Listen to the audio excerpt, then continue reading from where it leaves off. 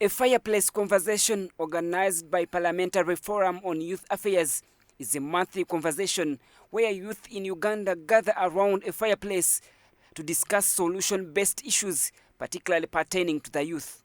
This month's fireplace conversation coincides with the beginning of the new financial year, and this matter took center stage during this month's gathering. The youth in this forum demand that they be given some power and responsibility to be a part of the budgeting process following a drastic cut of the National Youth Council budget from 4 billion Uganda shillings to 800 million Uganda shillings. How best do we come up with a budget that directly impacts the livelihoods of the people of Uganda, considering that young people are the biggest majority? So that all the youth are represented. Those ones are the marginalized communities, those ones in urban, like no one is being left behind. There must be, in a country of our age structure, there must be an effort that is not redundant, that is not passive, that is not proxy, that is clear.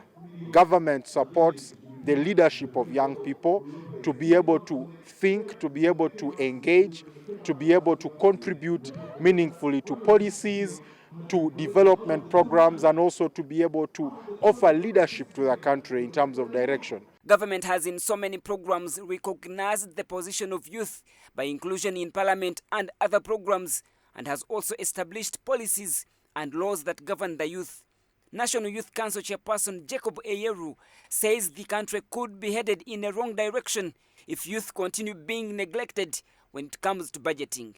You need peer-to-peer contributions when it comes to how young people interface in the country to be able to become a voice of logic and reason in the country.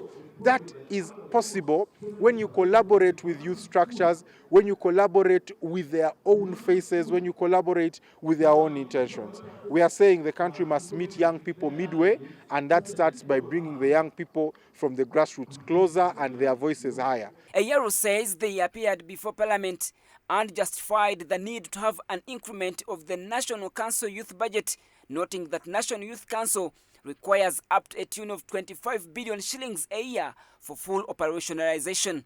Only 800 million shillings has been allocated, yet the council last received such a budget back in 2010.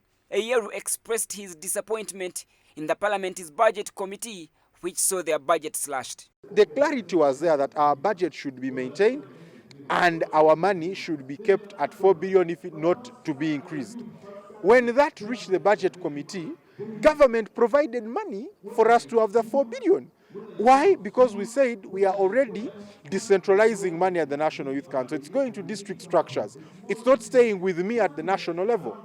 If budget committee did not see the logic of why government provided money for the National Youth Council, budget committee should have called the National Youth Council to see if the relevance of the National Youth Council warranted the money to be existent. But where they did not invite us, they probably assumed that our relevance is not that big and decided that they should cut the money and proceed. The queried budget has been passed, read, and becomes effective today, the 1st of July 2023.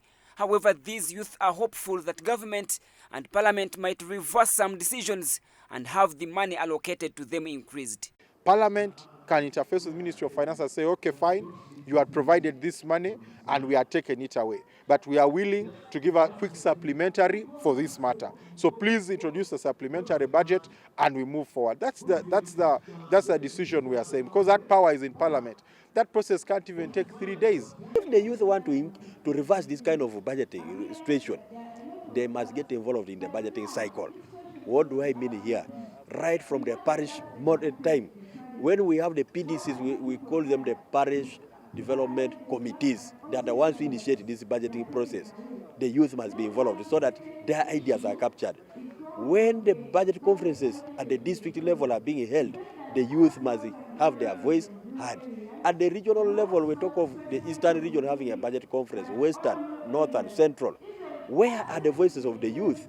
So young people, we are encouraging them to look into different ventures. The president has always emphasized the notion of productivity, having young people being productive. We are encouraging many young people to go into the manufacturing sector. There is 60 billion that is allocated in the budget for skilling of the youth. young people should be able to utilize these opportunities. 1.1 trillion is going to the parish development model. Can we have many young people that are going to set up enterprises so that they contribute to the development of this country? Government looks to implement a budget of 52 trillion shillings, and majority of this money will go to debt repayment and wages, with only about 17 trillion shillings set for development activities. Ramson, Church of Uganda Family TV, News at 8.